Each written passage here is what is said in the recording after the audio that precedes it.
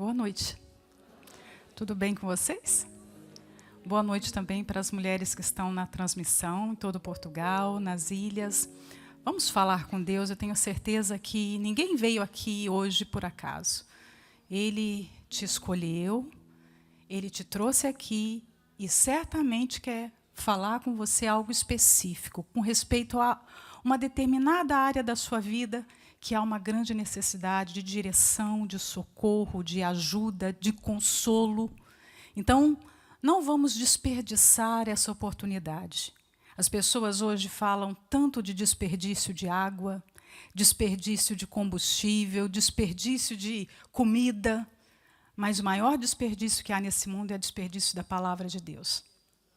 Maior desperdício. As pessoas muitas vezes participam de cultos, ouvem a palavra, talvez até numa rede social, na Unifé. Elas estão sempre em contato com a palavra, mas a palavra entra por um ouvido e sai pelo outro. Não permanece, não entra. Então, ela está desperdiçando o que há de mais precioso nesse mundo. Que isso não aconteça com nenhum de nós aqui. Tá bom? Então, para que não aconteça, o que nós vamos fazer? Nós vamos apresentar essa reunião a Deus, nós vamos colocar o nosso coração nas mãos dEle, vamos abrir os nossos ouvidos para escutar a verdade, para que essa verdade nos transforme. Tá bom? Então, feche os seus olhos agora. Se você não sabe para onde seguir, se você percebe e não quer esse fim, levante a cabeça e não olhes para trás. Chame a Deus, chame a Deus. Se tua vida anda para um abismo sem fim, se teus olhos choram e não quer esse fim, levante a cabeça e não olhe para trás. Chame a Deus, chame a Deus, chame a Deus, que tua vida logo mudará. Ele cura feridas, te libertará. A verdade e a vida Ele quer te dar. Chame a Deus, chame a Deus, chame a Deus, que o tempo passa e não volta mais. Sua chance, sua vida pode se acabar. Ele cura a ferida, te libertará. Chame a Deus, chame a Deus, chame a Deus. Oh, meu Pai, nós viemos aqui chamar pelo Senhor, clamar pelo Teu nome. E essa é a melhor escolha que alguém pode fazer. Convidar o Senhor para que o Senhor faça parte da sua vida. Senhor, eu me coloco nas Tuas mãos porque eu sou incapaz de convencer a quem quer que seja aqui a respeito de qualquer assunto. Eu não posso levar ninguém ao arrependimento, eu não posso tirar a culpa, eu não posso transformar o coração de ninguém, mas o Senhor pode. O Senhor pode e o Senhor faz isso com maestria. O Senhor penetra no mais íntimo do nosso ser. O Senhor fala aquilo que nós precisamos ouvir e de um modo pessoal. É isso que eu te peço que aconteça aqui nessa tarde, Senhor. Nós chamamos pelo Senhor. Nós pedimos que o Senhor esteja aqui Que o Senhor fale com essa pessoa exatamente aquilo que ela precisa ouvir. Talvez ela nem sabe o que é. Talvez ela não conhece o seu próprio coração, porque o nosso coração nos engana. Mas que o Senhor possa nos envolver e nos ensinar a cavar profundo, bem profundo no nosso ser. Que o Senhor possa falar as verdades que muitas vezes nós até já ouvimos, mas não aceitamos, mas que o Senhor fale novamente, Senhor, e que o nosso coração seja ensinável, que nós possamos ter ouvidos para Ti, que nós possamos fundamentar a nossa casa na rocha, que nós possamos nos alimentar de Ti, das Tuas palavras, que a nossa alma encontre o Teu abrigo nesta reunião, Senhor, e que cada pessoa possa sair daqui hoje transformada, com uma nova direção, com uma nova visão, Senhor, porque nunca houve uma só pessoa que foi a Ti e que voltou da mesma forma. Como pode alguém ter um encontro com um Deus grandioso, verdadeiro, único, esse Senhor extraordinário, e sair da mesma maneira? Então, que o Senhor faça a obra que precisa ser feita em cada uma de nós.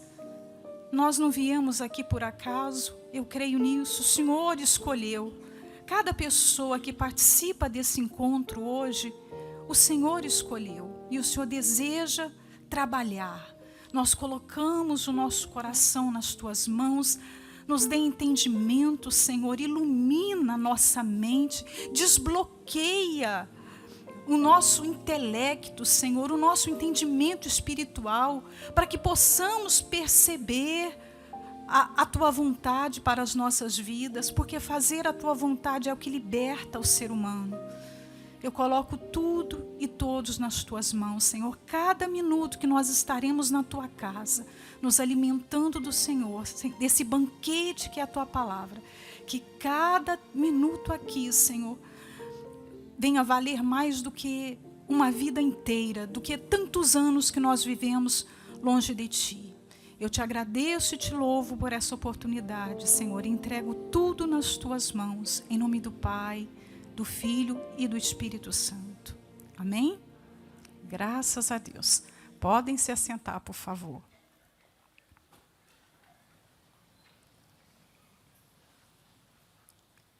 Nós vamos falar hoje de um assunto muito interessante, talvez você até já ouviu, porque essa reunião ela acontece no mundo todo. Você, de repente, assistiu à reunião do Godlywood do Brasil. A Cris já falou o tema, que é insegurança.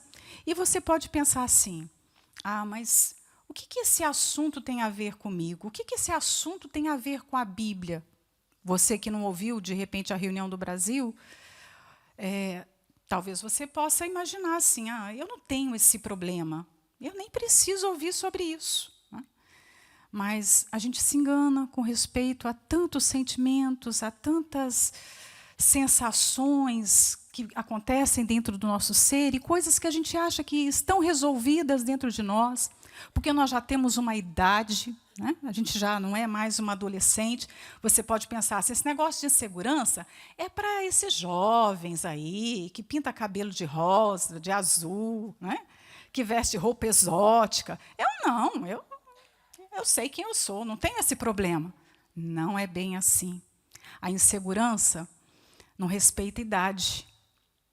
Ela chega e se instala até em quem tem cabelo branco já, tem as brancas.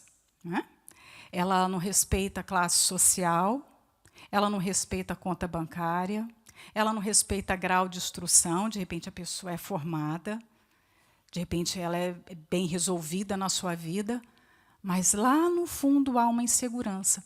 Então, nós vamos aqui falar de alguns aspectos para que você possa observar, porque se há uma insegurança na sua vida, e provavelmente há, porque a luta contra a insegurança é uma luta para toda a vida, não é algo que você fala assim, eu já venci isso e nunca mais vou ter esse problema. Não, nós somos rondadas pela insegurança em algumas situações.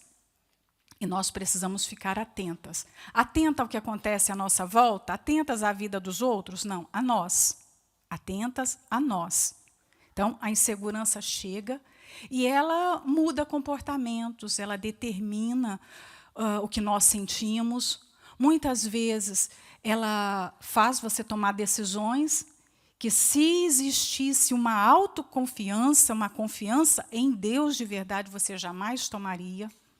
Muitas pessoas se casam precocemente ou erradamente, porque estavam inseguras. Muitas pessoas escolhem carreiras erradas porque estavam inseguras, escolhem amizades. Então, é algo que é bíblico, sim, falar. Nós precisamos tratar desse assunto. E nós precisamos pegar uma pá. Eu não sei se vocês se lembram de uma reunião que nós tivemos, que vocês receberam um espelhinho para olhar. Então, eu acho que essa reunião, se a gente tivesse que dar alguma coisa para marcar essa reunião, seria uma pazinha, sabe? Uma pá. Porque o meu convite é que você venha cavar, bem fundo. Cavar, que eu digo, é olhar lá dentro do seu ser. Esse é um convite que Deus faz todos os dias, que nós venhamos olhar para o que há no mais íntimo do nosso coração. Porque o que nós acreditamos determina o nosso comportamento. Determina o que nós pensamos, até a nossa identidade. Então, é preciso ter isso resolvido. Eu tenho, nas últimas semanas, estudado de uma forma muito profunda as mulheres da Bíblia. E nós temos cerca de 800 mulheres na Bíblia. Muita gente, né? Muita gente. Algumas são conhecidas. Quem lê a Bíblia já tem os nomes das mulheres que são mais conhecidas, mas tem outras que estão desconhecidas, mas elas estão lá. E desde a primeira mulher até a última, você vê um traço que é muito marcante em quase todas, que é a insegurança. Você vai ver a insegurança em Sara, a mulher que é referência na fé, que Deus, na sua palavra, nos ordena a olhar para ela, né? A reparar a sua fé. Nós vamos ver insegurança em Agar, nós vamos ver insegurança na mulher de Ló, em Lia, em Raquel, em Noemi, em Ana, em Penina. Então, é algo que está ali, sabe, sempre presente. E se, de repente, algum homem está aqui e fala assim, então tá, isso é coisa só de mulher. Não. Homem também se sente inseguro, tá? Os homens que estão aqui, quem não se lembra de Moisés? Quando Deus o chamou lá no alto do Sinai e deu a missão, você vai ao Egito libertar o meu povo, Moisés recebeu a missão, isso mesmo, eu vou, foi corajoso? Eu vou agora mesmo. Não foi bem assim. Senhor, eu sou gago, eu nem sei falar. Senhor, o que o faraó vai fazer? Olha a insegurança, olha o medo. Não é? Ele chegou, mesmo Deus se apresentando para ele como todo-poderoso, o Altíssimo, aquele que iria com ele, que iria tomar aquela guerra nas suas mãos. Moisés chegou para ele e falou, é melhor só para mandar o meu irmão comigo? Para ele me ajudar, para ele falar assim, eu não sou tão bom para falar. Olha a insegurança de Moisés. Moisés, um homem que já estava com 80 anos. Então, insegurança é coisa só de jovem? Não, não é. Né? Então, a insegurança ela vem disfarçada de várias coisas que a gente vai tentar nomear aqui. Eu tenho um slide, eu pediria que vocês colocassem. E aqui nós temos algumas situações muito presentes na nossa vida. Por exemplo, muitas mulheres falam assim, eu consigo identificar uma outra mulher quando ela está insegura, porque ela é ciumenta, ela tem certos comportamentos que já entrega logo que ela é insegura, porque ela briga, ela faz barraco, mas nem sempre a insegurança aparece só através do ciúme. Isso aqui é só um pouquinho do que a gente tem aí no bojo da insegurança. Por exemplo, o primeiro ponto ali fala que a pessoa insegura se compara. O jogo da comparação acontece desde muito cedo. E, normalmente, quem nasce numa família que tem irmãos já começa a conviver com a comparação. Porque os irmãos são... Mesmo que os pais tenham uma certa sabedoria e não queira despertar ciúme entre os irmãos, mas os irmãos são comparados. Vez ou outra, a mãe fala, pois é, o seu irmão fez isso e você não fez. Não é? Pô, seu irmão é tão bom em matemática e você, olha aí, olha como você, olha a sua nota. Olha, a sua irmã fala tão bem, a sua irmã não tem vergonha de nada. E você? Essa timidez toda. Ó, a sua irmã já tem um namorado, e você? Então, até dentro da família começa a haver aquela... A pessoa começa a ser comparada e se sentir rejeitada, porque a comparação vai despertar outros pontos ali. Vai despertar inveja, vai despertar o sentimento de inferioridade. Porque a comparação, quando você olha para o outro, depois da família vem a escola. E aí, se na escola, se na família você tinha 2, 3 pessoas para ficar ali ao lado e ser comparada, na escola já são muitos. E muitas outras, né? No caso das mulheres, na escola tinham outras meninas, outras mais inteligentes, mais bonitas. Porque é assim, a gente, quando se compara, nós vamos perceber que estamos em desvantagem em alguma coisa. Não é? Ou você olha e se sente satisfeita. Normalmente não, vem uma insatisfação, não é? A comparação desperta uma insatisfação. E nós estamos na geração mais insatisfeita por causa das redes sociais.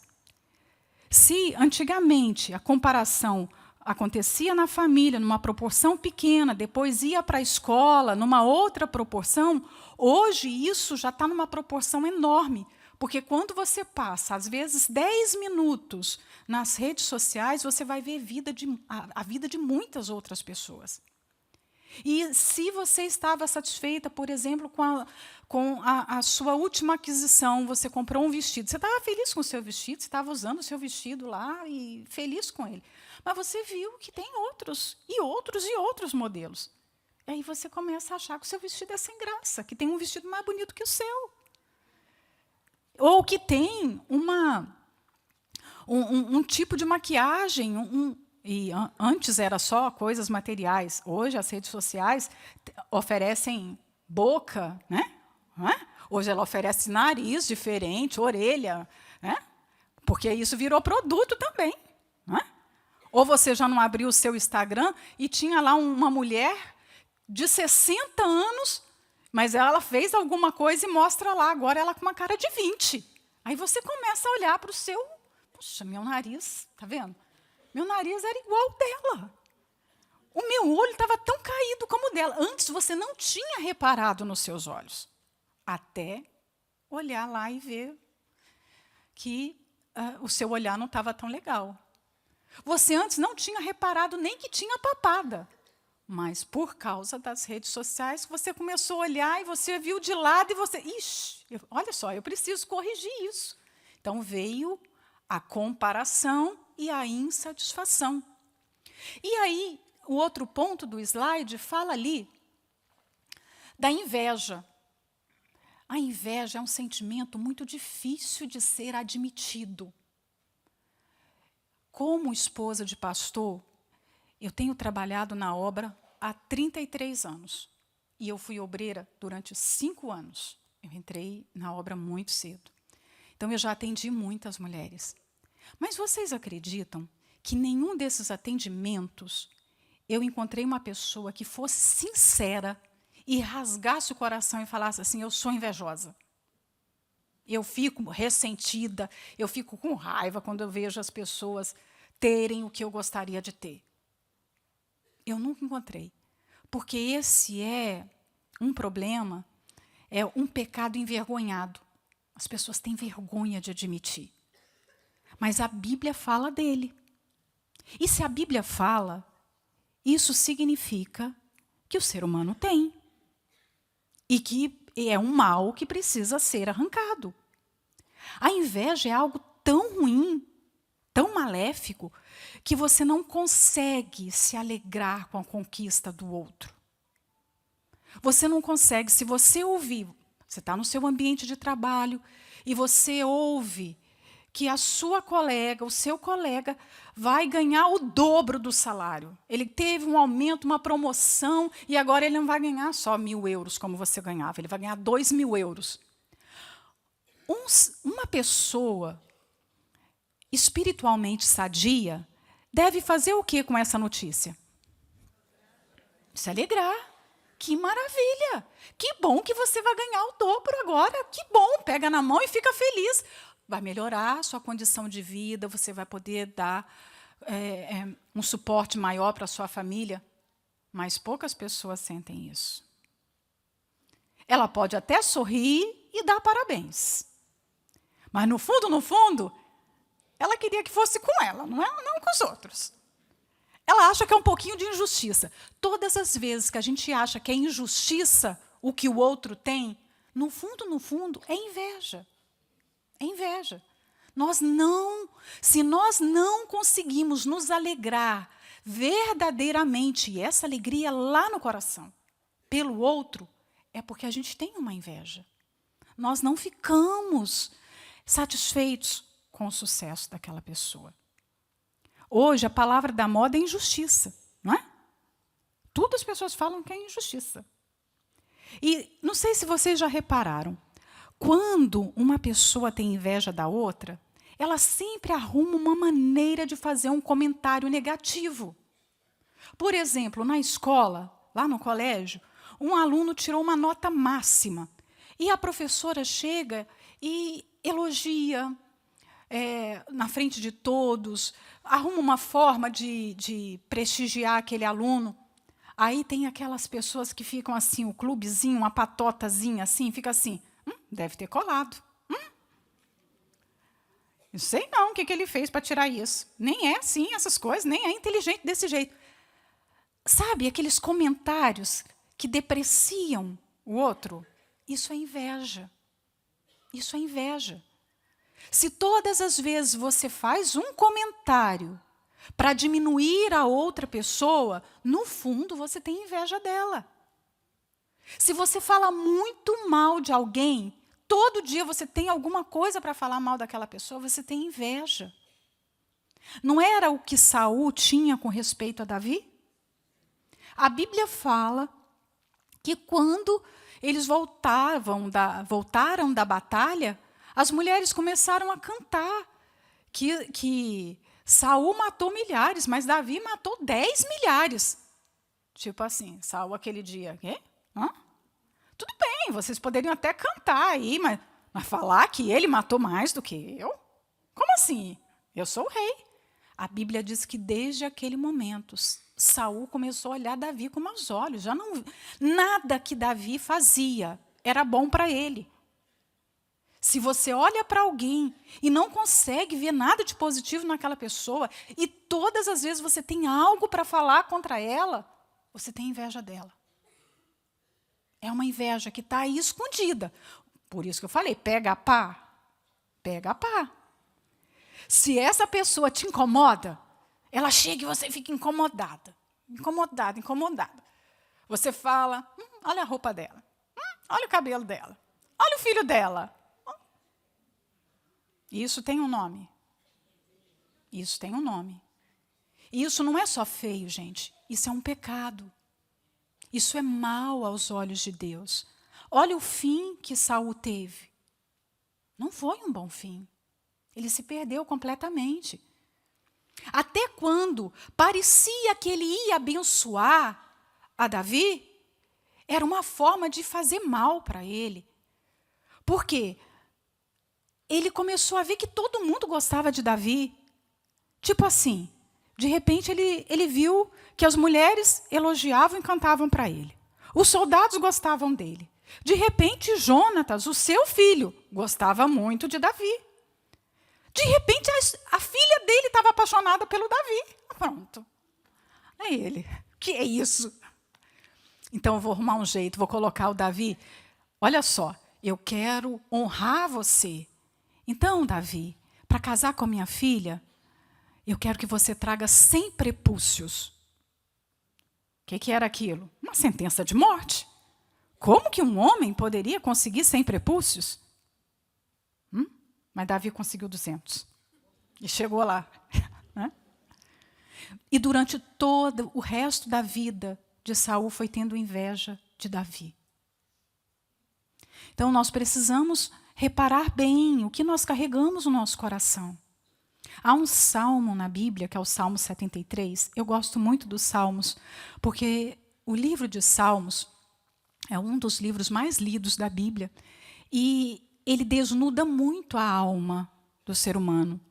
Os salmistas, que nós temos vários autores, eles falam com uma transparência, eles mostram o coração de uma forma que nós nos identificamos muito.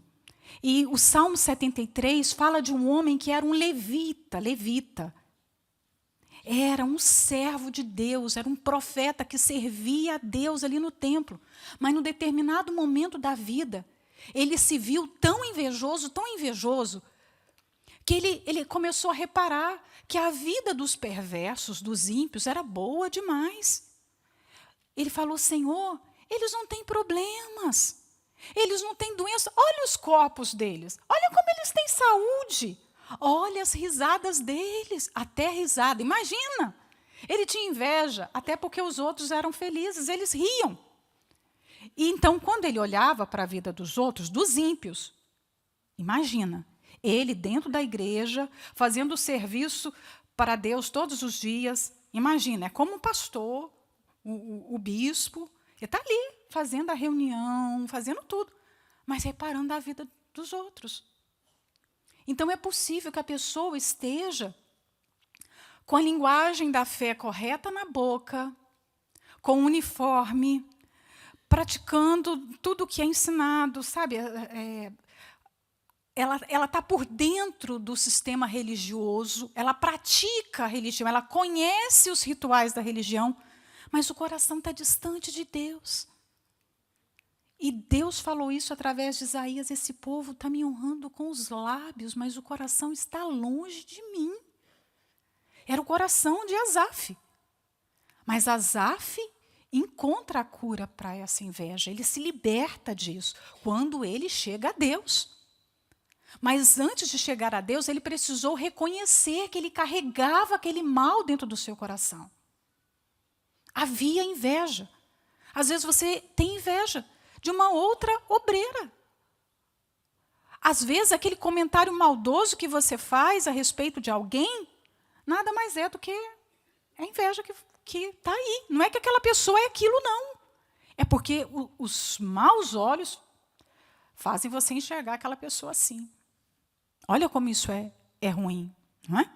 Então, a comparação desperta a inveja e depois tem um outro ponto que a gente precisa falar. Ela faz a pessoa precisar provar. Gente, eu acho que esse é um ponto que nós precisamos falar muito, muito, muito, muito.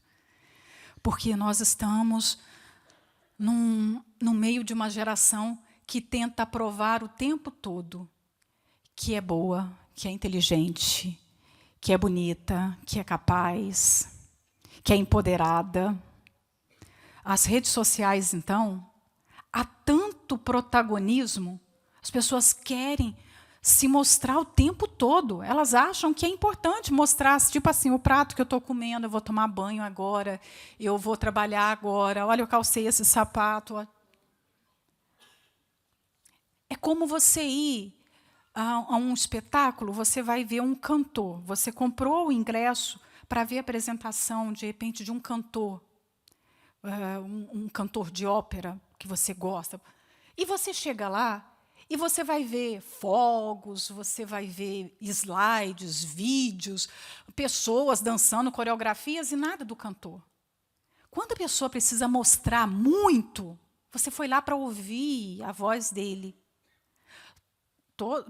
Quem aprecia música sabe disso. Quando um cantor começa a fazer muita coisa em volta da música, é porque não tem talento. Então, ele está querendo provar que ele é bom de uma outra maneira. não é? Porque quem canta, ela simplesmente vai cantar. Olha, você, quando vê os grandes nomes da música, eles estão aí, só cantava, mais nada. E eles estão aí, são atemporais. Você vê nomes que atravessam séculos. E a música está aí.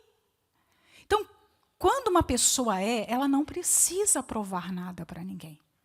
Mas nessa ânsia de querer provar, muita gente está fazendo coisas ridículas.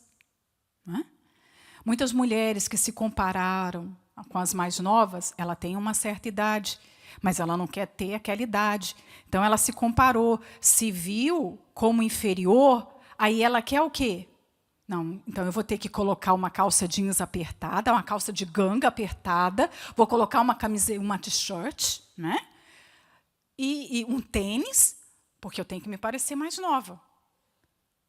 Ela, de repente, não percebe, mas quem está à volta, olha para aquela figura e está assim, nítido, que ela está querendo provar ser uma coisa que ela já não é mais. Né? Porque a vida é feita de fases. Vai passar, a fase da juventude vai passar. E não tem nada que a gente possa fazer para segurar essa juventude. Quem já não viu alguma cena, alguma foto bizarra de mulheres que tentaram esticar e ficaram assim, esquisitas, estranhas? Hã? Você já viu? Às vezes, gente, eu me compadeço. Porque quando eu vejo as mulheres sendo tão manipuladas, eu sinto uma compaixão. Porque alguém está ganhando, alguém está lucrando com isso. Tem alguém que está lucrando muito. Ao mostrar que nós precisamos ser aquilo que não somos.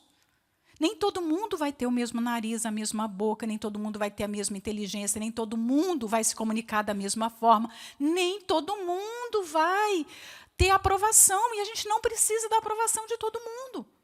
Então, essa sede de ter que provar o tempo todo, faz com que a pessoa desenvolva um personagem. Tem gente que já é um personagem, já não é mais ela. E viver um personagem, viver uma farsa, viver um impostor, traz infelicidade. Quem gosta de conviver com isso? Então, é preciso reparar muito bem o que motiva determinadas ações. E eu não posso depender que o outro veja e me dê um feedback. Eu tenho que observar quais são as minhas intenções. Por que eu faço isso? Por que eu quero tanto ganhar dinheiro? Por exemplo, nós estamos nesse tempo que a sociedade fala que a mulher tem que ser empoderada. Então, a mulher entrou numa competição com o homem. Ela não quer ter os mesmos direitos do homem. Ela quer ser mais do que o homem. Muito mais. E, há algum tempo, eu sou do tempo que começou esse movimento. E eu me lembro que ele começou, era estranho, mas não era tão assim, agressivo.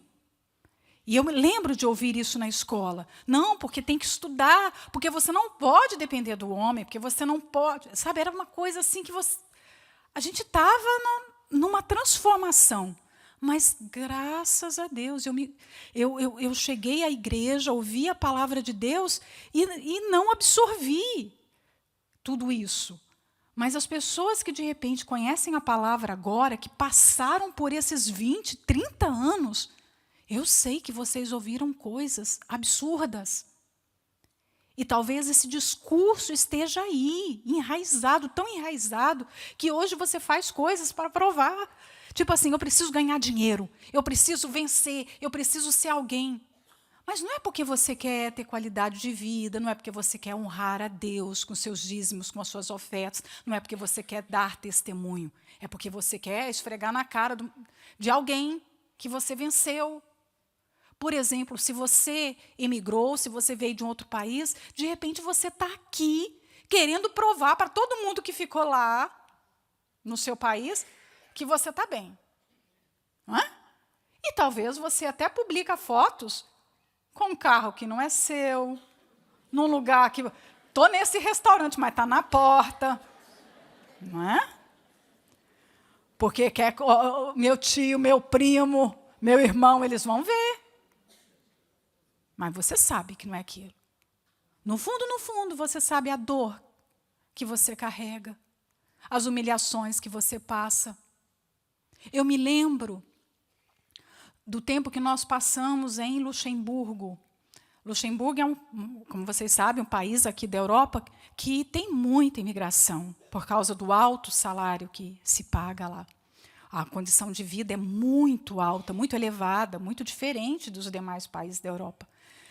E quando chegava julho, os imigrantes, não estou falando pessoas da igreja, mas os imigrantes de uma forma geral, eles lutavam, eles passavam às vezes até fome, comiam só pão, juntavam dinheiro para chegar em julho, viajar, chegar aqui em Portugal, ou ir para Cabo Verde, ou ir para Guiné, algum país, e chegar lá e mostrar que eles tinham dinheiro, que eles estavam muito bem. Olha só. Então, quantos sacrifícios são feitos? Isso nada mais é do que uma insegurança. Por que é que você tem que provar? Insegurança, gente, é um medo disfarçado. Só que não é aquele medo que vem esporadicamente por causa, por exemplo, talvez você fale assim, você viu uma aranha e você ficou com medo da aranha. Esse medo é saudável, porque se você for lá e pegar a aranha na sua mão, ela vai te picar. É um inseto, vai te fazer mal. Então, esse medo é saudável. A insegurança não é um medo assim. A insegurança domina, muda a identidade. A insegurança faz você tomar atitudes que vão te prejudicar lá na frente. Por exemplo, a insegurança faz a mulher escolher homens errados. Ali nós temos um tópico que nós precisamos falar, que fala que a mulher acha que não merece nada melhor. Então, ela tem que ficar com aquilo. Ela passa a tolerar relacionamentos abusivos, ela tolera o inaceitável, aquilo que ela nunca deveria tolerar.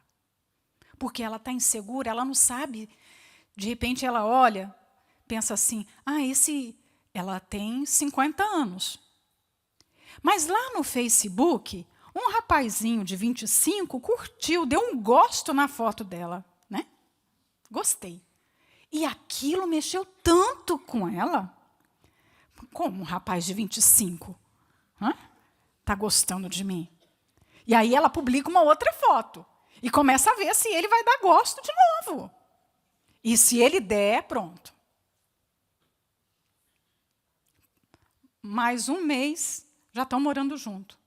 Só que o rapazinho, de repente, eu não vou generalizar, mas em muitos casos, e você sabe, nós lidamos, gente, com o intestino da sociedade, nós lidamos com os problemas mais terríveis. As pessoas não chegam à igreja bem de vida, felizes, inteiras, não. Elas chegam quebradas. Aquele rapazinho, de repente, está interessado porque aquela mulher tem uma vida estabilizada. Ela tem uma casa, ela tem um carro. Não é? Mas aquela mulher pensa, quando é que eu vou ter um outro que vai gostar de mim? Então, é melhor agarrar esse. Aí leva para casa e vai ser mãe dele. Não é? Vai ter que criar. Vai ter que ensinar a comer, de repente. A vestir. Nada contra quem, de repente, está numa condição dessa. Às vezes a gente fala coisas que podem doer, mas a gente está falando aqui baseado nos ensinamentos da palavra de Deus. Então, é uma verdade que te liberta. Será que você não está envolvida num relacionamento para provar alguma coisa para alguém? Que você ainda está bonita? Que você ainda é capaz de atrair olhares? E ser infeliz, tá bom. As pessoas vão ver você com um garotão, mas e aí? E lá dentro de casa, como é que as coisas estão? E no futuro? Hoje está assim, mas a gente não pode pensar só hoje. E daqui a 5 anos, 10 anos? Como é que vai ser isso? Não é? Nós temos também um outro ponto que a insegurança faz. Faz a mulher se sentir feia, né? Eu pulei esse aqui, mas a gente precisa falar, porque muitas pessoas são grosseiras. Às vezes eu vejo tanta grosseria em determinados lugares, e a gente olha e fala assim, gente, o que foi? O que essa pessoa? Que mau humor é esse? Mas não é só mau humor, não é uma questão de estar bem-humorada ou mal-humorada. Ela tem uma insegurança tão grande, ela se acha feia, ela se acha incapaz, ela se acha inadequada, ela se acha gorda, ela é insatisfeita com a cor dela, ela acha que não... Ela tem vergonha das origens dela. Às vezes, isso nasceu de uma palavra ruim que se ouviu. Quantas pessoas não ouviram assim, ó, você é feia, sua irmã é bonita. Você é burra, fulana é inteligente. Alguém aqui já ouviu você é burra? Eu já ouvi. Quem aqui já ouviu? De alguém, em algum lugar. Olha o tanto de gente. Gente, se uma palavra dessa entra, faz um estrago. Parece que não é nada, mas faz um estrago. Se não cavar e não tirar aquilo, quando as coisas dão errado, você vai buscar aquela palavra que você ouviu lá atrás. Você é feia. Alguém te rejeita, alguém fala algo ruim, alguém fecha a porta para você, não te dá a vaga no emprego, aí você já pensa logo, é porque eu sou feia, tá vendo? Realmente, é porque eu sou burra. É porque eu não sei, é isso. Vem logo aquilo que se ouviu lá atrás.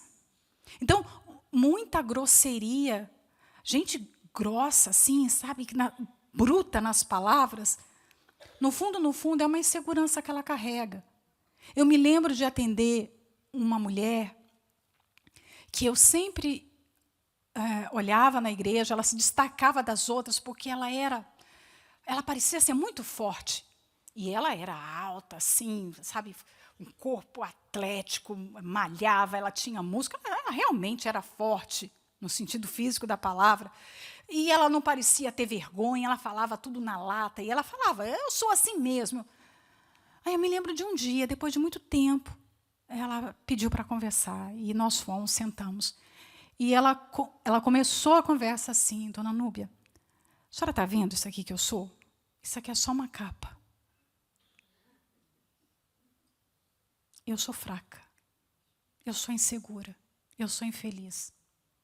Eu dou esses gritos aqui, sabe? Eu falo mesmo, comigo é assim. Se meu marido gritar, eu grito mais alto. Mas eu sou tão segura. Eu desenvolvi essa aparência porque lá atrás eu apanhava muito. Eu apanhava dos meus irmãos, ela contou a história dela. Eu apanhava dos meus irmãos, eu casei e comecei a apanhar do meu marido. E eu comecei a ficar bruta, bem bruta, e eu falei, ninguém vai tirar farinha comigo, ninguém vai me passar a perna, ninguém vai me tratar mal.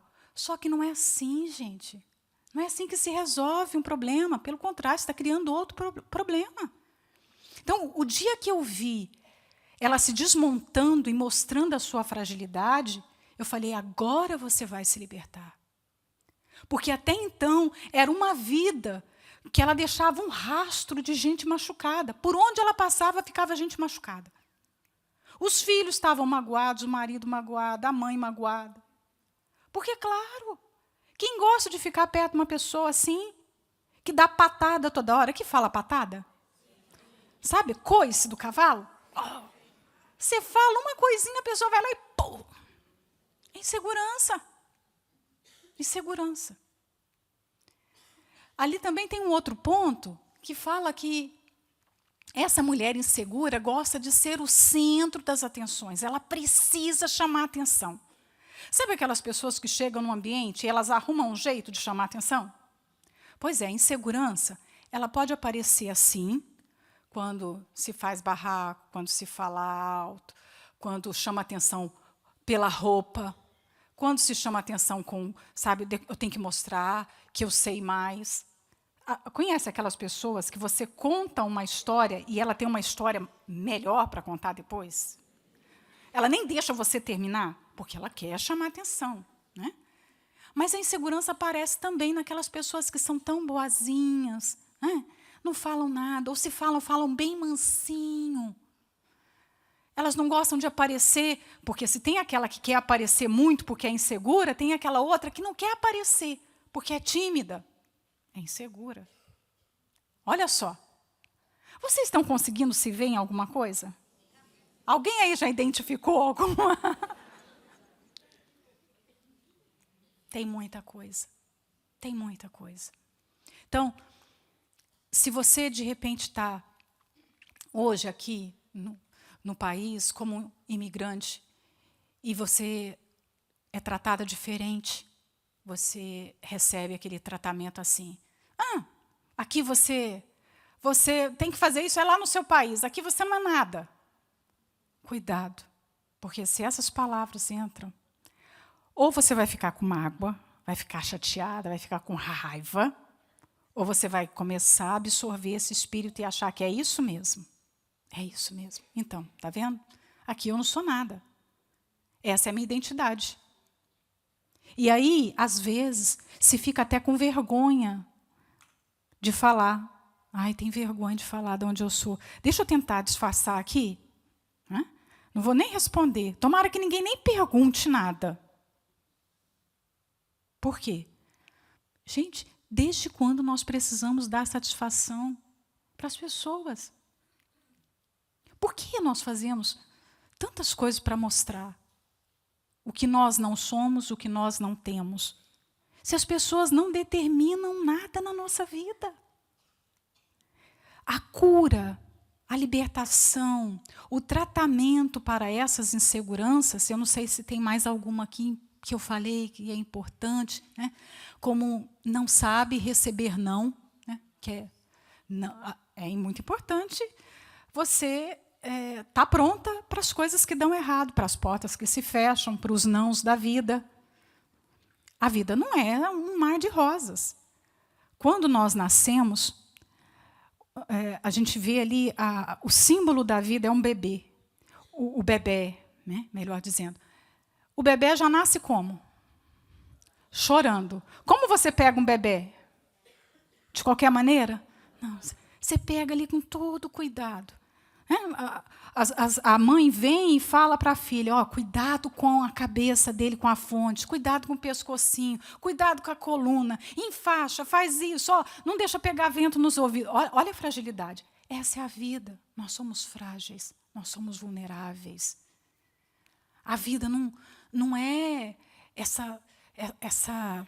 esse céu azul de brigadeiro que tudo corre bem, que nós somos sempre fortes, que tudo vai dar certo. Eu sei que há um evangelho que muitas vezes é pregado aí fora, que a pessoa não vai ter sofrimento nenhum, que a partir da conversão dela que tudo vai ser maravilhoso. Não é verdade isso. Esse não é o evangelho de Jesus. O evangelho que ele nos trouxe é de perseguições, de lutas, de dificuldades. Mas ele disse, olha, vocês vão ter aflições, mas tenham um bom ânimo. Tenham um bom ânimo. Ele não falou, vocês não vão ter aflições. Ele falou, vocês vão ter. Há a promessa de dificuldade, mas tenham um bom ânimo. Eu venci o mundo. Em outras palavras, vocês vão vencer também. Então, num dia, você de repente está até firme, você está forte, você está na fé, e uma porta se fecha. O trabalho que você estava ali gostando e tinha grandes expectativas, de repente você é mandado embora. Mas a gente não desmorona por causa disso. Se a nossa segurança está em Jesus, se nós sabemos que somos dele e que ele cuida de nós, você pode receber qualquer não, que isso não te desestimula. Os nãos na vida vêm através de um luto. Às vezes nós perdemos pessoas que nós amamos. Deus nos concede dádivas, por exemplo, ter pais é um presente precioso. Ter uma mãe, ter um pai, é algo maravilhoso. Mas nós não temos a garantia que eles estarão conosco para sempre. Ter filhos também. Quem aqui é mãe? Muito bom ser mãe, você ama seus filhos. Mas nós não temos garantia que teremos os nossos filhos conosco para sempre. Às vezes, uma fatalidade, algo ruim acontece. E eu não sei se vocês repararam. As coisas ruins não mandam aviso. Não chega assim, uma mensagem no seu telemóvel. Olha, vai acontecer uma tragédia. As pessoas que estavam lá no Rio Grande do Sul, vocês viram o que aconteceu no nosso estado brasileiro do Rio Grande do Sul?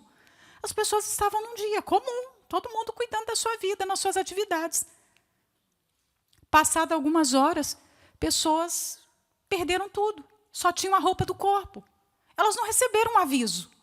Amanhã você não vai ter casa para morar, amanhã você não tem carro, amanhã você não tem roupa, amanhã você não tem comida, amanhã... Não. E quando essas coisas acontecem? Como é que nós reagimos? Se nós somos inseguras, nós desmoronamos. Se nós ficamos ali agarradas e achamos que Deus é obrigado a dizer sim e a manter todas as coisas boas para sempre na nossa vida e que a vida vai ser estável, assim, ó, o tempo todo assim. Não, a vida não é assim. A vida não é isso. Quando Lázaro morreu, antes de Lázaro morrer, quando Lázaro adoeceu, Marta e Maria mandaram uma mensagem para Jesus. E na mensagem, está escrito lá em João 11, dizia, Senhor, aquele a quem tu amas está doente, está enfermo. Eu amo esse versículo. Porque ele diz que aqueles a quem Deus ama ficam enfermos. Aqueles a quem Deus ama sofrem. Aqueles a quem Deus ama morrem. Então, pertencer a Deus não significa não ter problema.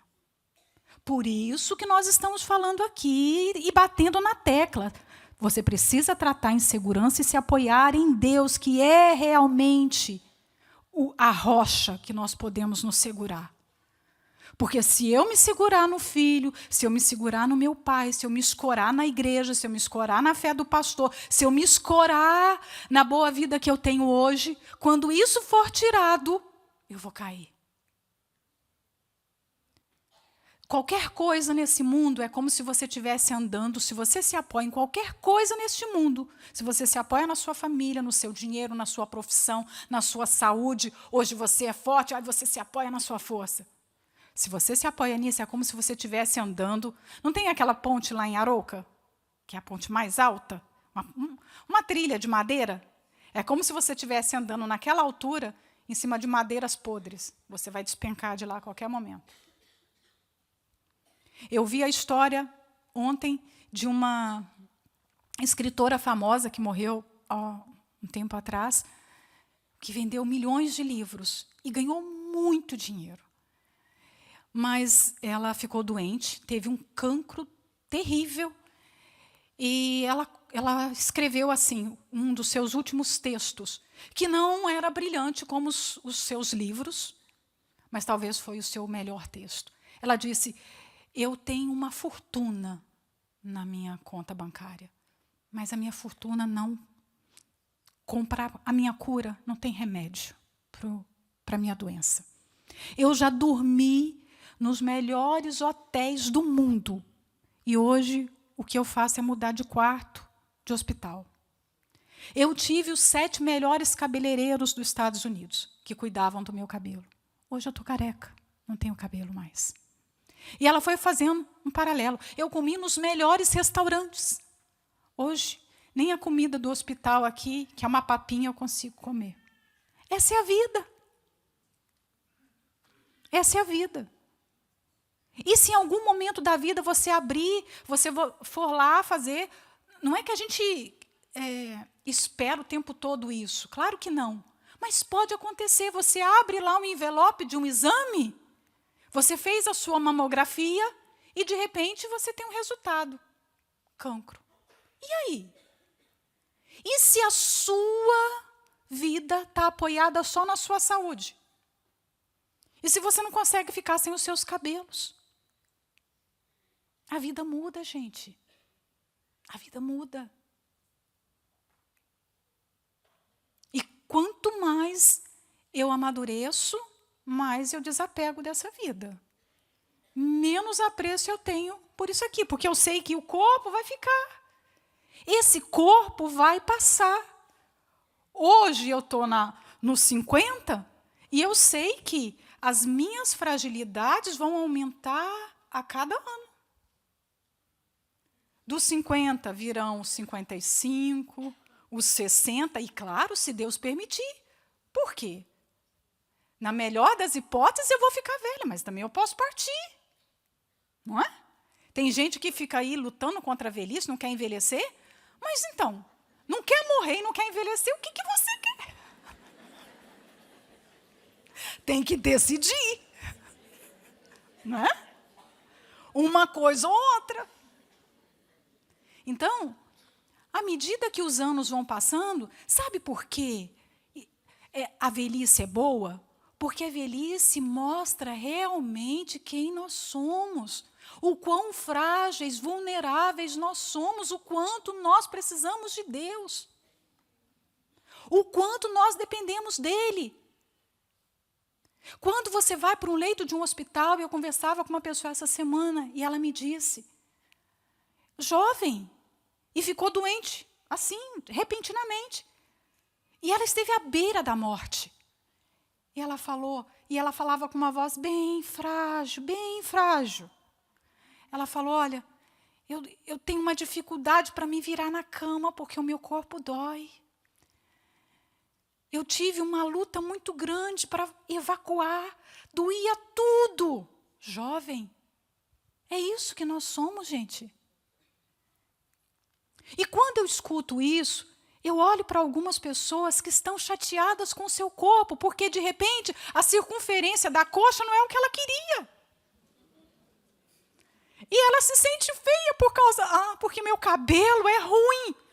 Gente, ruim é, de repente, ter um cancro na cabeça. Cabelo é só um acessório para cobrir a sua cabeça. Se vive sem cabelo, sabia disso? Talvez você está chateada porque quebrou a unha. Gente, unha é um casquinho para você pegar coisa pequena, só isso. Você está fazendo caso de unha? A unha é um detalhe. Olha a vida. Para vocês estarem aqui hoje, bem saudáveis, assistindo a reunião, olha quanta coisa maravilhosa está acontecendo no seu corpo. Para você entender o que eu falo nesse momento, quantas conexões estão acontecendo no seu cérebro. Olha o milagre da vida, das suas pernas, você poder se locomover, se sentar aqui, se levantar na hora da oração, poder falar. E você está se sentindo feia? Por causa do seu nariz, por causa de alguma mancha? Tem gente que se sente tão feia que se entrega. Eu sou feia mesmo, então não vou nem escovar dente, vou pentear cabelo. Para que cuidar de dente? Sou feia mesmo, pronto, sou isso aqui. Gente, tem mulheres que parece que entraram nesse processo. Eu quero ficar feia. Não é? Está tão desgostosa da vida que assim, eu quero ficar feia. Tem um jeito aí de ficar mais feia? Olha, tem algumas mulheres que quando eu ando assim na rua, elas são tão chocantes, a aparência é tão chocante, e elas fazem aquilo de propósito, elas querem que você olhe. Não é? E você dá uma olhadinha assim de menes gay, porque você... Meu Deus, sério? Aquilo ali é um cabelo? Que é isso? Mas faz mesmo, para chamar atenção, quer ser feia. Insegurança. Insegurança, só isso.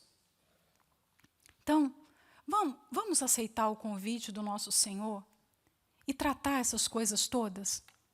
Vamos mexer lá, o que está aí, que está te incomodando e que entristece a Deus, e que faz você, ora está bem, ora está mal, você se levanta numa reunião, na outra reunião você já está mal, porque de repente uma pessoa lá na escola rejeitou porque você é da igreja, debochou da sua fé, não quer mais a sua amizade. Você está fazendo conta da amizade de alguém que te despreza. Os apóstolos, quando apanharam, foram presos por causa de Jesus. Eles, quando saíram da prisão, eles saíram saltando de alegria. Sabe por quê? Eles falaram, nós não somos dignos de sofrer por Jesus, de apanhar por Ele. E de repente você está sofrendo porque alguém riu e falou, você é lá da Igreja Universal, Igreja do Bispo Macedo. E fulano, você dá dízimo para os ladrões? E você está aí triste por causa disso. Você fala, que bênção ser perseguida.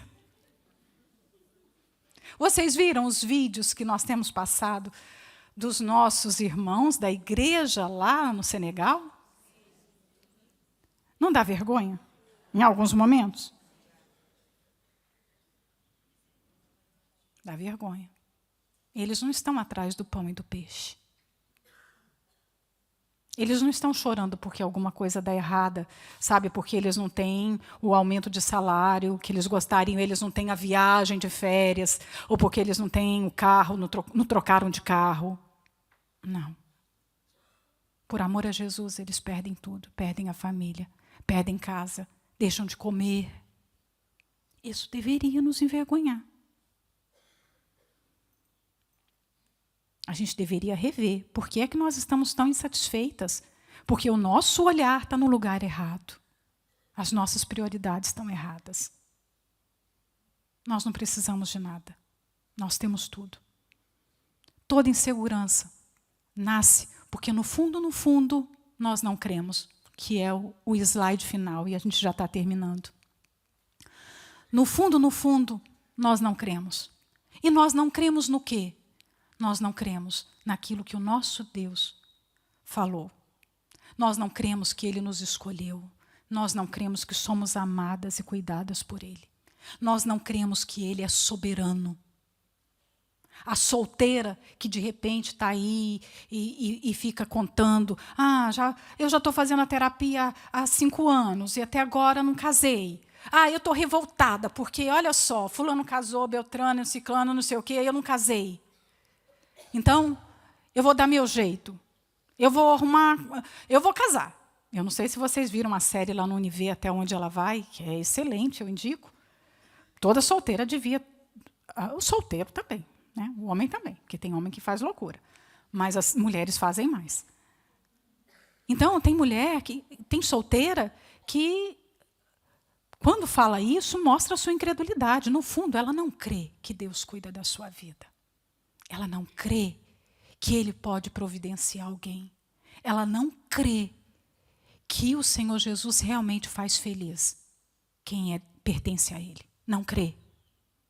Só de olhar para um incrédulo e pensar na possibilidade, escuta bem você que é solteira, escuta bem, se você olha para um homem incrédulo e você pensa na possibilidade, você pensa assim, ele parece ser um bom homem. Ele tem um carro. Ele parece sério. Ele só não vai na igreja. Deus disse, não vos ponhais em jugo desigual. Não se una ao incrédulo. Está lá, está escrito na palavra em vários lugares. Quando o povo de Israel ia entrar na terra prometida, Deuteronômio, a lei veio através de Moisés. Deus disse, não se casem com o povo daquela terra. Falou para os pais, não deem os vossos filhos àquelas pessoas. Porque se vocês se casarem com eles, vocês vão se afastar de mim. Será que você é mais sábia do que Deus?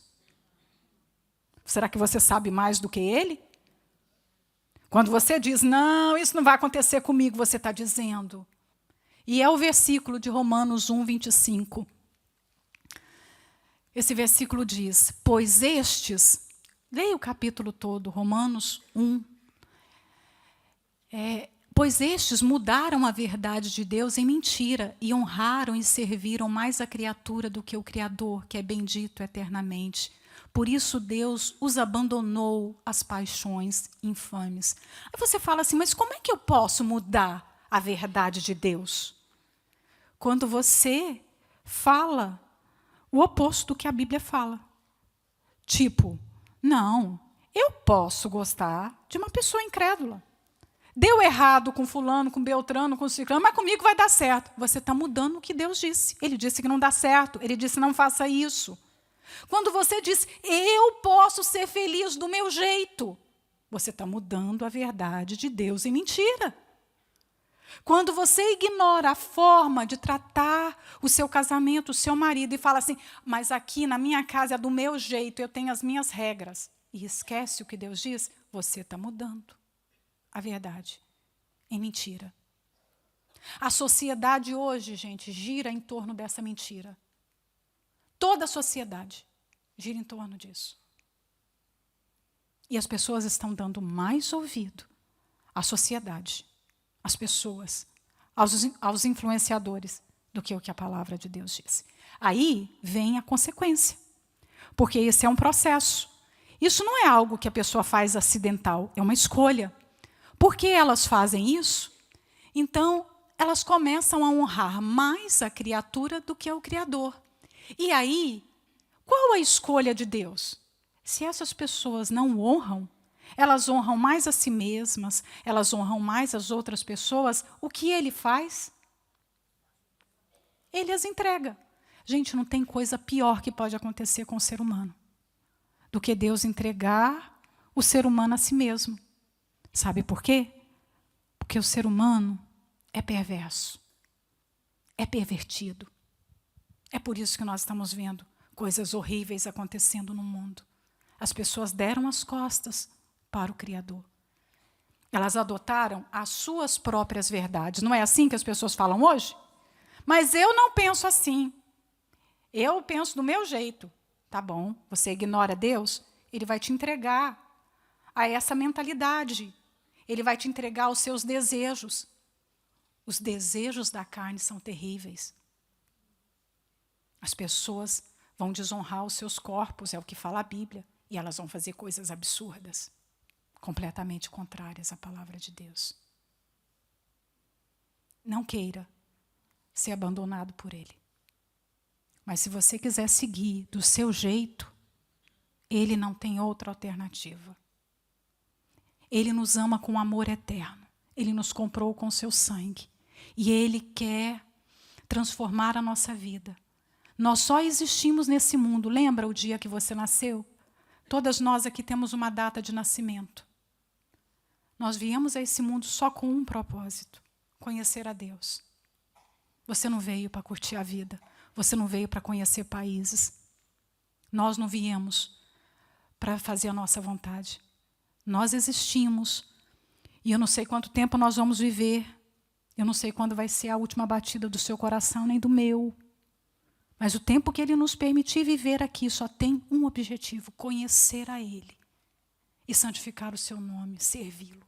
Só para isso que existe a vida. Se a gente passar a nossa existência nesse mundo e não cumprir isso, a vida foi desperdiçada. A vida foi inútil.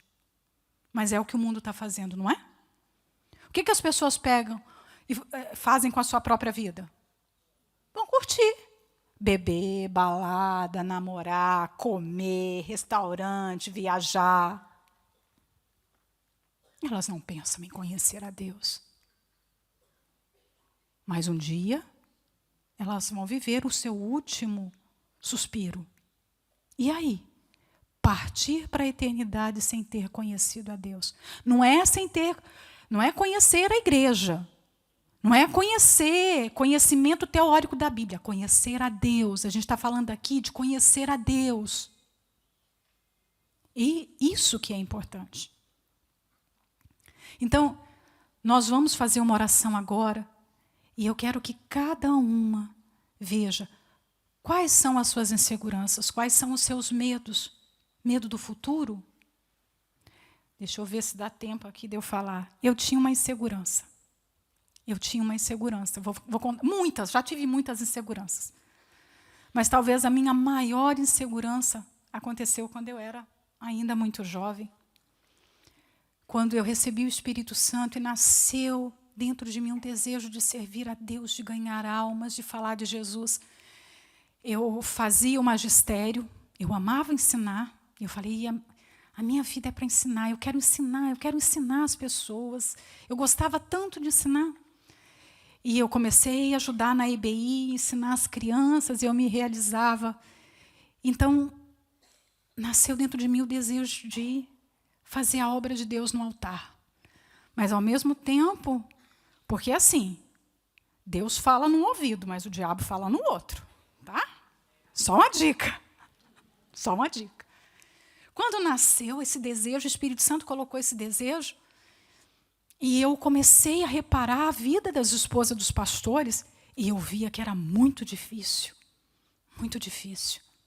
Eu me lembro, nessa altura, que tinha uma esposa de pastor na igreja da minha cidade, e ela tinha vindo do Rio de Janeiro, não conhecia nada, não tinha ninguém, ela ficou grávida, e era o começo da igreja. Imagina a Igreja Universal no começo.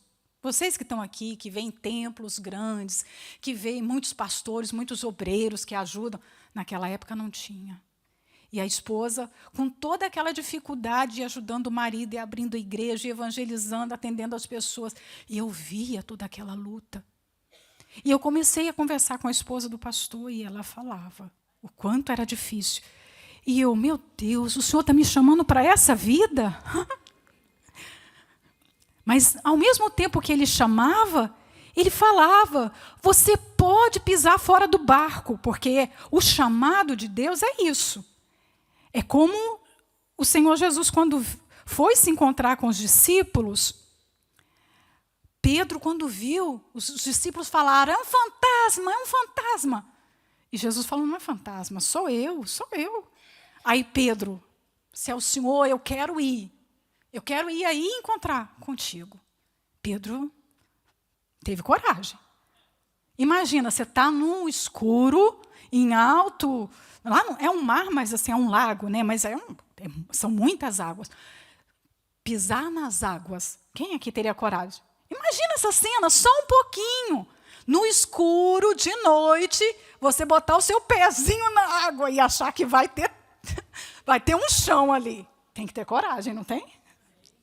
Mas Pedro teve, ele confiou na palavra de Jesus. E ao mesmo tempo que Jesus me chamava para a obra, que eu via todas as dificuldades, ele também falava, pode vir, eu vou te sustentar. Aí eu pensava, mas e a minha mãe? Eu sou a única filha. Senhor, como vai ser? Eu vou ter que sair pelo mundo, eu não sei. De repente, imagina, eu tenho que sair de Minas Gerais. Só pensava em Minas Gerais. Vou sair de Minas Gerais. Primeiro eu vou sair de Uberlândia. Sair de Minas Gerais. Mas aí a igreja estava crescendo. E começou a chegar na plenitude, que o bispo tinha falado, que a igreja ia pelo mundo. Eu falava, meu Deus, o Senhor está me chamando mesmo, e vai com um dia, eu vou para a África. Como é que vai ser isso? É difícil. E Jesus pisa fora do barco. Pisa, minha filha. É uma luta. Havia uma insegurança do que ia acontecer no futuro. Por quê? Eu me lembro de falar isso. Minha mãe era incrédula. Minha mãe não conhecia Jesus. E o dia que eu falei para minha mãe, ela falou, isso é uma loucura. Você não vai sair daqui de casa nunca. Nunca que você vai casar com um pastor. Eu nem conheço esse povo. Eu nem conheço essa igreja. Você acha que vai sair assim? Não vai. Você nem tem 18 anos, não vai. E eu falei, está vendo, Senhor? Não é possível. Então, isso não vai acontecer. O Senhor está vendo? Isso não vai. Eu não posso pisar fora do barco agora. Quem sabe lá na frente? Mas aí apareceu o Domingos. E aí veio tudo de novo, né? Porque o chamado estava ali dentro de mim. E quando eu disse sim para o Senhor Jesus, e eu pisei fora do barco, gente, que eu pisei nas águas, foi a insegurança mais segura da minha vida. E eu estou caminhando sobre as águas durante esses 33 anos. Já fui para cá, para lá, nós já fomos transferidos, nós já tivemos em situações difíceis, dificílimas. Mas nos momentos que eu pensei que eu fosse afundar, porque a gente às vezes afunda, né? Afunda. Às vezes você olha, você pensa assim, como que isso está acontecendo? Você olha para a escuridão, você olha para as ondas, você olha para o vento, você tira os olhos de Jesus, você começa a afundar, mas Ele vem com as mãos e te levanta. Às vezes que eu tirei os olhos dele, eu comecei, não tem condição, Senhor, não vou. Né? Como muitas de vocês, de repente, falam, eu não tenho condição. Como que eu vou fazer isso? Deus te chama para alguma coisa? Talvez tenham mulheres aqui que têm chamado para o altar, que o marido tem chamado, tem vontade de servir a Deus no altar. Mas ela fica segurando. Não. E o que vai ser da gente? O que vai ser do nosso filho? E essa casa? Eu não vou ter casa. Eu não tenho casa, eu sou feliz. Não tenho casa, mas não falta casa. Como que você explica isso? É a insegurança mais segura que existe. Não é?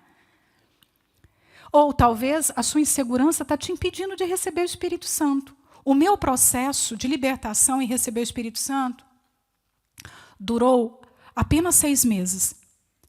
Quase 4 meses foi o processo de libertação. Foi mais difícil me libertar dos demônios, porque eu manifestava. Eu já contei uma vez isso na terapia. Eu manifestava, eu passava muito mal, porque eu tinha mágoa. Mas depois que eu me libertei, receber o Espírito Santo foi tão rápido. Porque eu me entreguei. Talvez haja aqui mulheres que estão a buscar o Espírito Santo há tanto tempo, mas porque no fundo, não entregaram. Há uma vergonha, talvez, de vir à frente, de rasgar o coração, de dar nome para o seu pecado, de dar nome. Eu tenho mágoa, eu tenho inveja. Eu trato mal as pessoas, eu sou grossa. Eu não quero ser assim. Gente, pecado se trata por pecado, não se esconde. Às vezes eu vejo as mesmas pessoas vindo à frente. E quem realmente precisava vir à frente fica sentado. Por quê? Porque quer viver de aparência. Quer mostrar para as pessoas que está bem. Às vezes o casamento está por um fio e ela não vem na terapia, porque ela quer mostrar que está bem. Como é que o Espírito Santo vai ajudar? Como é que ele vai transformar? Então, nós vamos hoje, agora, depois dessa mensagem, nós vamos colocar todas as nossas inseguranças nas mãos de Deus. Eu vejo o altar como as mãos de Deus aqui, disponíveis para nós. Então, eu quero que você que tem esses problemas, ou talvez outros problemas, porque enquanto a gente prega, o Espírito Santo pega a palavra que sai do altar, ele vai transformando de uma forma, e ele aplica para cada pessoa de uma maneira. Eu não sei o que o Espírito Santo falou consigo, mas eu sei que ele falou. E você agora precisa responder ao que ele falou. Eu não sei como você vai responder, mas você precisa responder. Nós não podemos ser indiferentes diante da palavra. Vamos ficar de pé. Eu quero que você reflita em tudo que você ouviu. Pensa na sua vida, na decisão que você tem que tomar. Talvez hoje é o dia de você entregar algo que ainda, ao longo desses anos todos, você não entregou. Talvez falta uma decisão, a última decisão. A última. Mas você vai ter coragem para colocar isso no altar hoje, que é aqui, as mãos de Deus. E vai sair daqui livre, liberta. E daqui para frente as coisas vão assim, acontecer, aquilo que estava amarrado há tantos anos, você vai ver que, pum, vai acontecer. Porque está dependendo só disso. E ninguém vai poder fazer essa entrega por si. Só você pode. Tá bom? Então vamos fechar os olhos. Quem precisa do altar, talvez você não precisa. Talvez. Né? Deus não é tão necessário assim. Mas quem precisa do altar para resolver alguma coisa, Ele está aqui. Você pode vir agora, você pode se entregar, você pode resolver todas as dores, todas as situações, as amarguras, a insatisfação. Talvez você está triste porque não recebeu algo de Deus. Talvez você esteja até magoada com Ele, porque acha que Ele deveria te tratar de uma forma diferente. Você acha que, como Marta, né, quando o Senhor Jesus apareceu, ela foi correndo até o nosso Senhor e ela disse: se o Senhor tivesse aqui, o meu irmão não teria morrido. Ela estava revoltada. Ou seja, o Senhor demorou demais. Eu mandei a mensagem há tanto tempo, mas o Senhor demorou demais, o meu irmão morreu.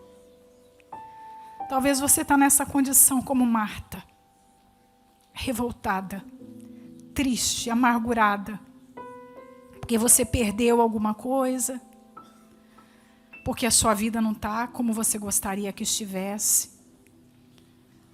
Mas esse problema é o megafone de Deus, Ele está falando as suas maiores mensagens. Escute a voz dele agora, através das suas aflições, dos sofrimentos. Vejo o mesmo olhar, distante, de novo a me deixar. Te cuidei, mas não me quis, tentando em vão viver sem me buscar, no mesmo erro que eu quis te livrar. Tantas as promessas que eu te fiz. Ah, como eu queria te ensinar. Mais fácil é ir embora do que mudar por mim. Volta e vê que posso te curar. Seguro estarás se me ouvir.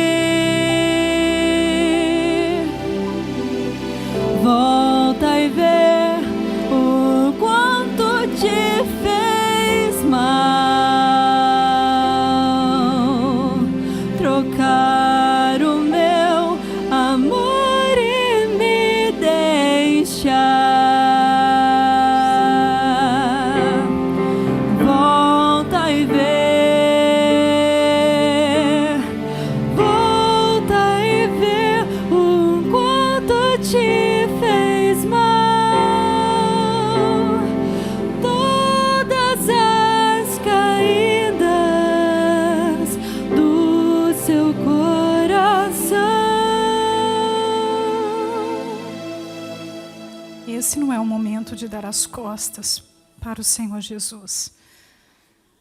Esse é o momento de se voltar para Ele, com arrependimento, com fé, com quebrantamento. Ele não nos condena, não importa o que você tenha feito, não importa o que você sinta agora, não importa o quão feio esteja o seu interior, o seu coração, o quão suja, culpada você se sinta, Ele não te condena. Ele foi condenado no seu lugar, para que nós não sejamos condenados. Ele foi condenado, Ele sofreu, e hoje Ele nos convida a uma vida de paz, a uma vida de segurança.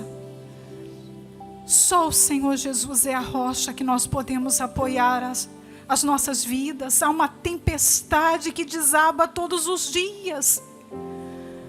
Nós precisamos estar firmados nele. Ah, meu Senhor, há mulheres aqui que estão feridas, que foram traídas, abandonadas, maltratadas, que carregam traumas, dores que só o Senhor pode curar. Nós temos a oportunidade de ser tratadas pelo Espírito Santo de um modo pessoal. Então por que nós vamos procurar o divã? Por que nós vamos procurar um conselho humano se nós temos o Senhor? Se nós temos as tuas mãos, se nós temos os teus conselhos, se nós temos o teu Espírito que liberta, que cura. Oh, meu Senhor, levanta, ergue essa mulher que está embaixo, porque é humilhada, talvez dentro do seu casamento, se sente rejeitada, porque foi trocada, porque foi maltratada durante toda a vida. Há mulheres que carregam dores desde a infância.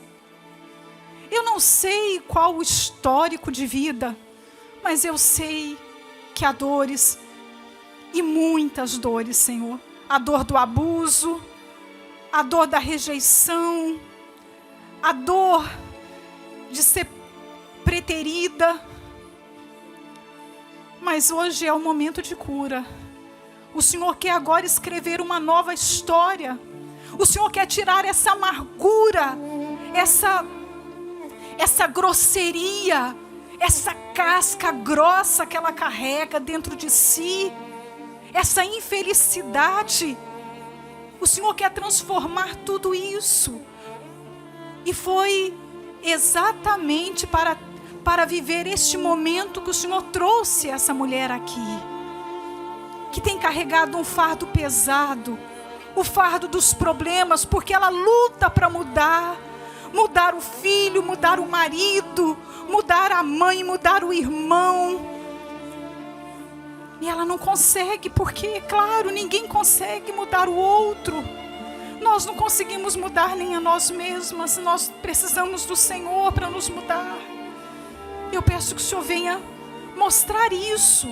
Mostre para essa mulher onde ela tem errado, o que ela tem falado que entristece o Senhor, que machuca as pessoas. Talvez ela escuta tantas mensagens, ela participa de tantas reuniões, mas a palavra não penetra. Ela continua a ser a mesma pessoa, todos os dias a mesma pessoa. Sem esperança, sem alegria, sem paz, ansiosa, nervosa. Quando é que a família vai ter o testemunho de uma pessoa verdadeiramente nascida de Deus? Senhor, transforma, por favor, transforma. Esse é o momento do nosso jardim secreto contigo, da nossa intimidade com o Senhor. Eu sei que aqui agora pode acontecer tudo que não aconteceu em 20 anos, 30 anos, a libertação, o batismo com o Espírito Santo. Senhor, nós te convidamos, o Senhor pode vir. Entra nesse coração, entra nessa vida. Batiza essa pessoa agora. Liberta essa mulher da dor do luto, da dor da perda. Talvez ela está chorando há tantos anos pela morte de um ente querido e não consegue se levantar, não consegue virar a página. Ela tem 50 anos, 60 anos e ainda fala do que os pais fizeram, do que o marido fez. Ela não consegue superar nada, o passado. Ela ainda fala e sente a dor. Senhor, faça essa pessoa sair daqui diferente, porque senão é inútil tudo que foi falado, é inútil a vinda dela aqui. Transforma o interior. Transforma, meu Senhor, por favor. estou no meu jardim, tranquei a porta e abri meu coração, reguei minhas raízes com minhas lágrimas, gotas de adoração. Senhor, não quero que os meus olhos percam o brilho do primeiro amor por ti. Não quero que em mim se perca o desejo de te adorar.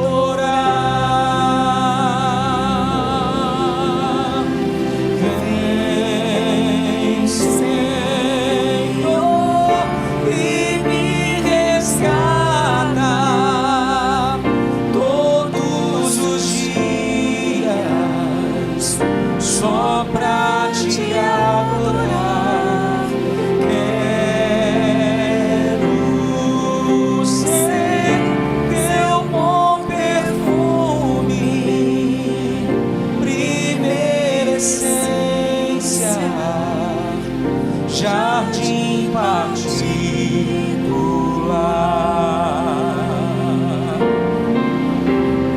Vem, Senhor, e me resgata todos os dias, só pra te adorar. Quero ser teu bom perfume,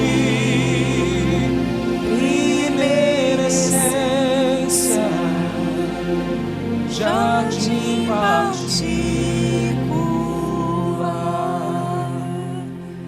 Todos os dias o nosso Senhor vem e nos resgata. Nós nos perdemos. Todos os dias nós nos perdemos. Nós saímos do Éden que Ele nos deu, mas ainda bem que o Espírito Santo nos resgata. Ele está aqui agora e Ele quer te resgatar. Talvez você se perdeu nos sentimentos, você se perdeu com um desejo contrário à vontade de Deus. Mas Ele está aqui para te resgatar, para despertar esse primeiro amor, para renovar a sua comunhão com Ele. Então, se entregue a Ele com todas as suas forças. Busque a Ele como se você estivesse sozinha aqui nesse templo, não tivesse mais ninguém.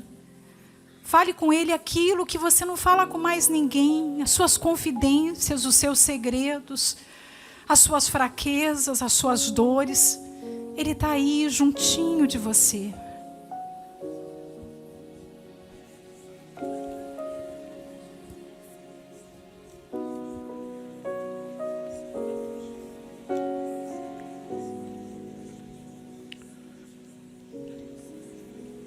Ó Senhor Jesus, cada mulher coloca diante do Senhor as suas fraquezas, os seus medos, suas inseguranças, incertezas, e elas recebem agora do Teu Espírito a força para que elas possam lutar. Que a partir de agora, essa mulher não vai mais se esconder dos problemas, mas ela vai confrontá-los. Ela vai ouvir a Tua voz que diz para ela: vem. E ela vai tomar atitude e vai andar sobre as águas. Ela vai andar sobre os problemas. Ela não vai afundar, mas ela vai caminhar sobre as águas, porque quem ouve a Tua voz, quem crê na Tua voz, na Tua palavra, prevalece diante dos problemas. As águas não vão submergir essa pessoa. Os problemas que essa pessoa tem enfrentado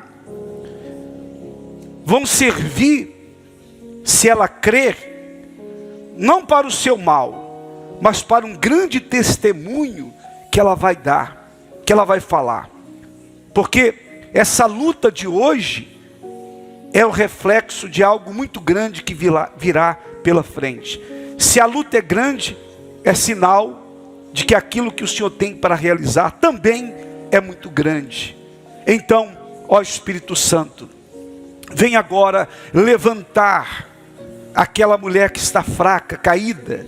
Venha fortalecê-la agora. Abraça, abraça, meu Pai, agora, abraça esta mulher.